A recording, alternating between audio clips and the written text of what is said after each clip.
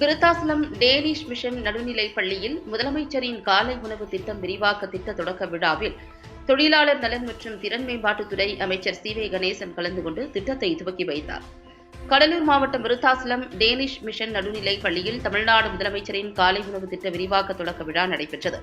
தொடக்கப் பள்ளியில் மட்டும் மாணவர்களுக்கு கொடுக்கப்பட்ட காலை உணவு திட்டம் தற்போது நடுநிலைப் பள்ளிகளுக்கும் விரிவாக்கம் செய்யப்படுவதை அடுத்து தமிழக முதல்வர் மு.க.ஸ்டாலின் இந்த திட்டத்தை சென்னையில் துவக்கி வைத்தார். அதனைத் தொடர்ந்து விருத்தாசலம் டேனிஷ் மிஷன் நடுநிலைப் பள்ளியில் தமிழ்நாடு தொழிலாளர் நலன் மற்றும் திறன் மேம்பாட்டுத்துறை அமைச்சர் சி.வே. கணேசன் முதலமைச்சரின் காலை உணவு திட்டத்தை குத்துவிளக்கேற்றி துவக்கி வைத்து மாணவ மாணவிகளுக்கு காலை உணவு அளித்து அவர்களோடு அமர்ந்து உணவு உண்டு கழித்து மாணவர்களுக்கு உணவை ஊட்டி மகிழ்ந்தார்.